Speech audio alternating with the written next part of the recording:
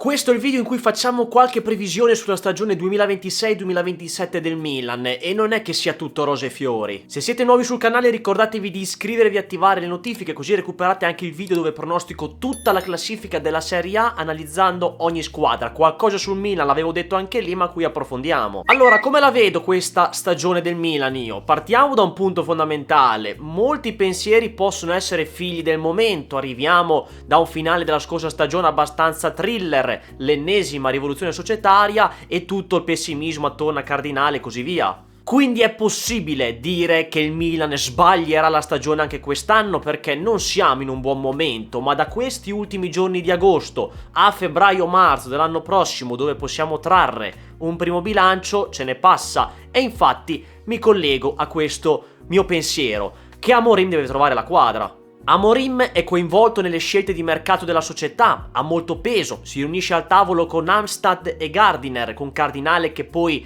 ha l'ultima parola, ma Amorim mi sembra di capire che sia supportato dalla società e ascoltato, non come Fonseca, Consensao o magari anche Allegri in certe situazioni. Amorim ha un'idea di calcio che piace a Cardinale, giocheremo in modo più offensivo e questo ci va bene, ma qui c'è già un punto. Amorim ha i giocatori adatti per il suo stile di gioco? Ni. Allora la difesa titolare penso che sia giusta per il gioco di Amorim. Gabbia, Pavlovic e Hila ci stanno, solo che siamo corti dietro e soprattutto io registro questo video al 21 di agosto, manca un difensore centrale abbastanza, non dico cazzuto, ma fisicamente forte che sostituisca Gabbia, perché Gabbia, con tutto il bene che gli si vuole, è il leader della difesa, la comanda bene, tutto quello che volete, ma non può essere titolare del Milan anche in futuro, serve alzare il livello. Io spero che arrivi qualcuno sia per quello sia per avere più difensori, perché Tomori è fuori dal progetto e se non lo vendi ora lo perdi a zero. C'è Diawara che mi sembra il nuovo Dogu e lo vedremo poco in campo a meno che non si faccia male qualcuno o Amorim ci punti, e per il resto c'è solo De Winter di difensori puri, che anche lui non è niente di che, perché sennò devi arretrare Bartesaghi o alla peggio Estupinian e anche lì lasciamo perdere. In porta, ok, Maignan, il portiere più forte del campionato, sperando che non abbia dei mal di pancia e che non sia scazzato. Lasciamoci alle spalle il caso con Rabiot di cui avevo parlato in breve, secondo me il capitano poteva anche evitare questa leggerezza. Poi Amorim credo che sia stato bravo a smorzare i toni dicendo che era stato lui a concedere quei giorni di riposo. Comunicativamente parlando l'ha gestita bene e si è preso la responsabilità proteggendo la squadra quando magari la situazione era un'altra, però va bene, bravo Amorim. Su Torriani invece sembra che finalmente il Milan possa prendere una decisione che aspettavo da tempo.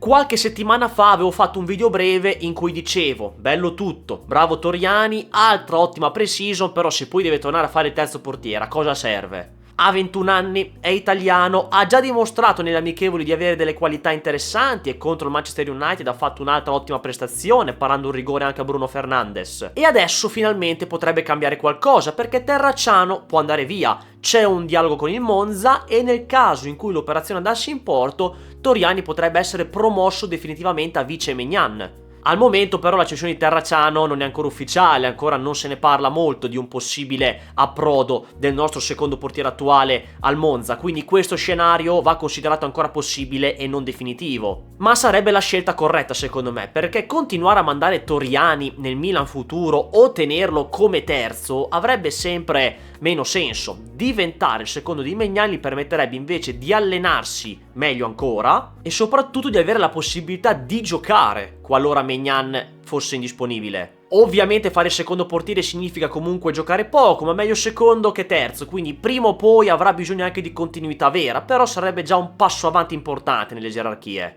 Io su Torriani la penso un po' allo stesso modo come si parla dei giovani in Italia. I giovani a un certo punto bisogna avere il coraggio di lanciarli, anche sin da subito. Non possiamo continuare con la solita storia all'italiana del deve crescere, non è ancora pronto quando ha 23-24 anni, perché Torriani comunque ha 21 anni, non è più giovanissimo, è ancora giovane, però al prossimo anno già iniziamo a dire che non è più così giovane come prima. Mihajlovic ha avuto le palle di far esordire Donnarumma, che nessuno sapeva chi fosse ed era un fenomeno generazionale. Va bene, Torriani non è come Donnarumma, ma può diventare un buon portiere, delle buone qualità, e se Terracciano dovesse andare al Monza, per me affidargli il ruolo di secondo portiere sarebbe una scelta assolutamente sensata. E aggiungo una cosa: se un domani Maignan dovesse lasciare il Milan e Torriani nel frattempo avesse dimostrato di essere pronto, io non avrei paura di dargli una maglia da titolare. A centrocampo nei due in mezzo si è messo bene, Rabiot e Modric, solo che Modric a 40 anni deve rifiatare. C'è Yashari che secondo me si può esprimere quest'anno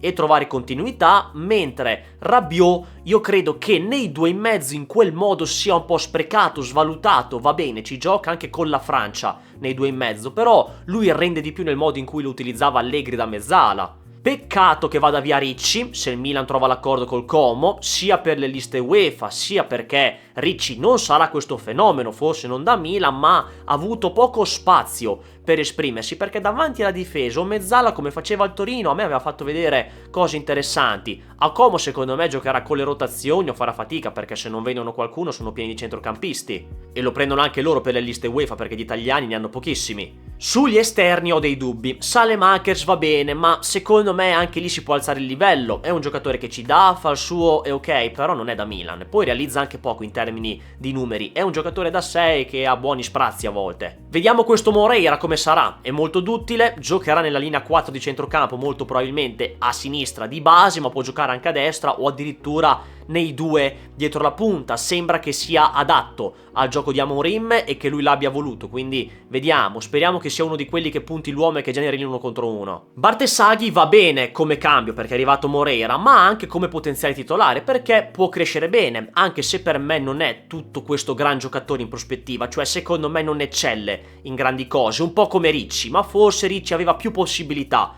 di emergere, cosa che ha anche Bartesaghi, però io penso che sia un giocatore da 6, a volte 6,5, che può diventare solido e fare buone prestazioni, che dici che è affidabile. Ma non ci vedo una parabola come Di Marco che diventa un super top. Certo, con Di Marco forse non l'avrei neanche vista ai tempi quando bazzicava fra Parma e Verone, poi era ritornata all'Inter, però comunque mi auguro che Bartesaghi possa crescere e diventare addirittura anche un super top, perché comunque in campo ci sa stare bene e ha buone progressioni, deve un po' crescere, togliersi ancora quell'essere un po' acerbo che giustamente ha perché è giovane, circa, perché comunque non è più giovanissimo. La scorsa stagione è stata la prima tra i grandi davanti a 70.000 persone a San Siro e ha fatto bene, si è comportato bene, quindi immagini di crescita ci sono. Il problema sono le altre riserve, giocatori non da Milan che per me sono degli esuberi e che invece Amorim ha voluto tenere, cioè Estupignan era ceduto all'Aston Villa, ma Amorim ha voluto tenerlo per provarlo per poi bocciarlo e gli inglesi hanno preso Ruggeri, ci davano anche 20 milioni, lasciamo perdere, quindi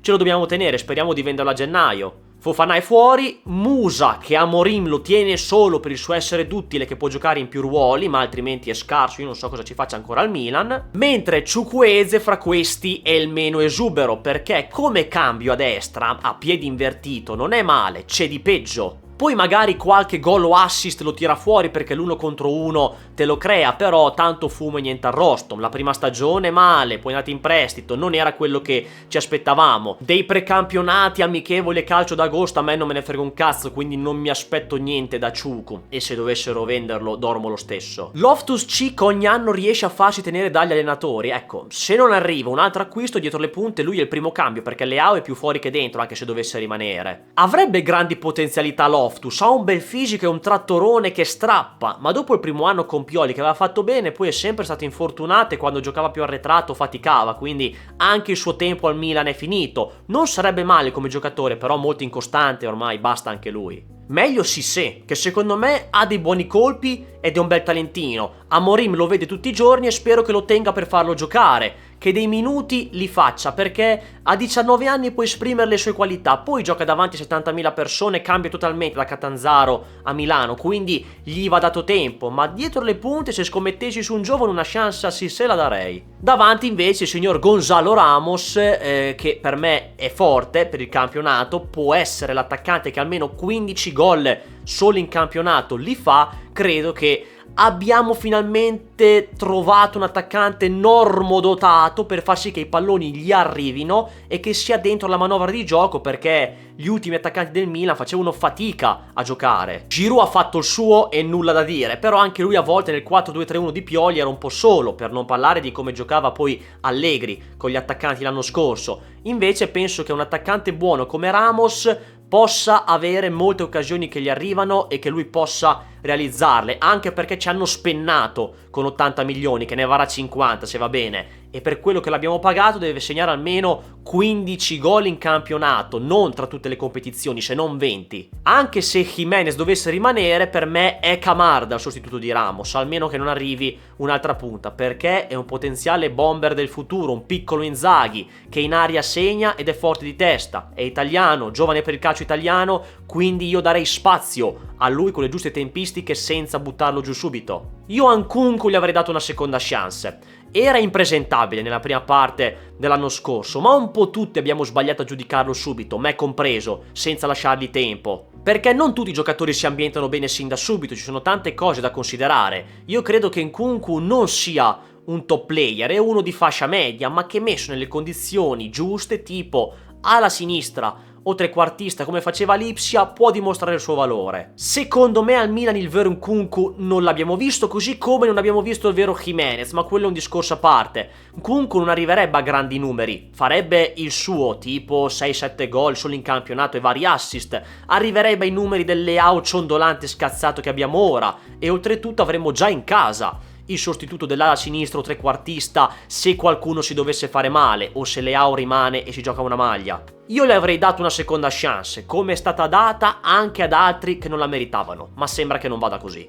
Con Leao invece la situazione è questa: prima di fare certe interviste da spavaldo alla sagra di paese bisogna calibrare bene ciò che si dice. Prima fa il vitellone a dire voglio nuove sfide, ho parlato con la società per separarci, penso che la Premier e la Liga possano sfoderare il mio talento, che può anche essere, ma il problema è che non lo vuole nessuno delle big in questi campionati, al massimo quelle di metà classifica se si fanno avanti, e quando ha capito che non trovava quelle squadre a cui ambiva, ma c'erano solo Galatasaray e Fenerbahce, ha iniziato a ritrattare dicendo dopo i mondiali che ne riparliamo, troppo facile così, verso una società che ti ha coccolato, ha secondato ogni tua richiesta, ti ha risolto la multa del caso Sporting e via dicendo, anche perché chiedere più di 10 milioni club turchi penso sia da pazzi, non è un giocatore da quello stipendio, e giustamente Gal e Fenerbahce non sono così scemi.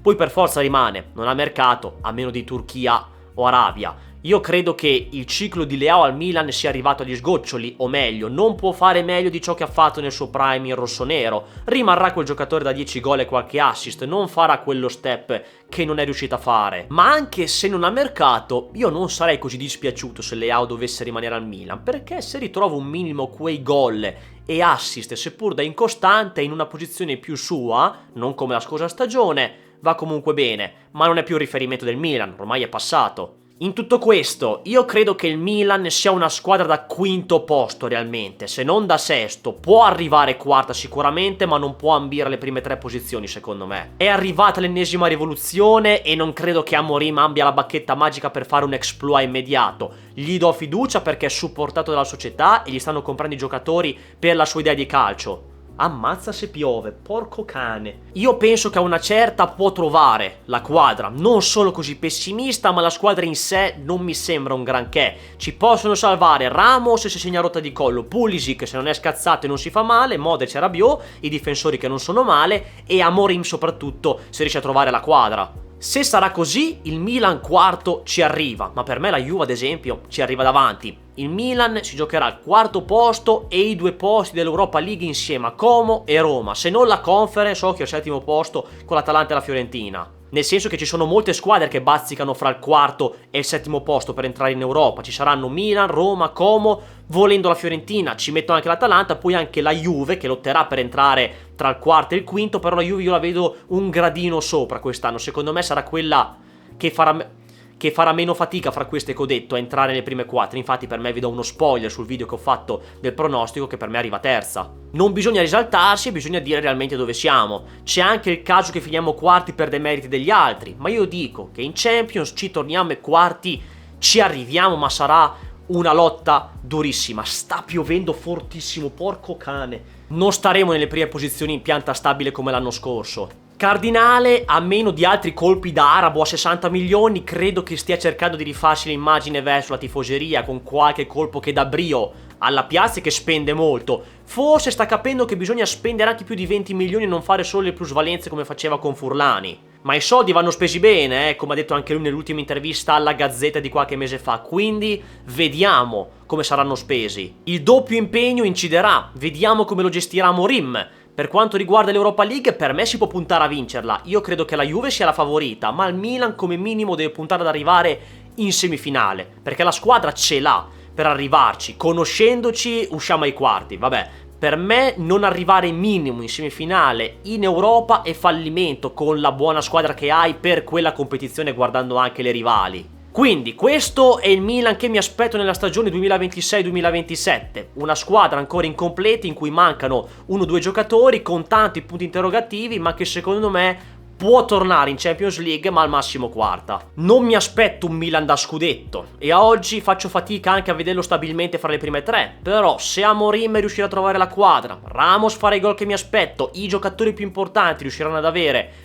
continuità e il mercato completerà la rosa dove serve, allora il quarto posto è alla portata. La mia previsione quindi è questa: Milan quarto in Serie A e ritorno in Champions League, ma attraverso una stagione tutt'altro che semplice. Probabilmente con diversi momenti di difficoltà e una lotta europea che potrà durare fino alle ultime giornate. Poi chiaramente siamo al 21 di agosto, il mercato non è ancora finito e da qui a qualche mese tante delle cose che ho detto possono essere completamente ribaltate dal campo oppure anche confermate, ed è proprio anche questo il bello, perché a fine stagione torniamo qua e vediamo quante ne ho azzeccato o quante cazzate ho sparato. Però voglio sapere la vostra: dove arriverà il Milan in campionato? Fin dove può arrivare in Europa League? E soprattutto, siete fiduciosi o più pessimisti? Scrivetemi tutto nei commenti, e se vi è piaciuto questo tipo di approfondimento, che su questo canale faremo più approfondimenti e storytelling delle classiche reaction delle partite per quanto riguarda i video lunghi, mentre gli shorts escono ogni giorno in pratica, iscrivetevi al canale attivando le notifiche, così a fine stagione facciamo i conti e ci vediamo presto per un nuovo video.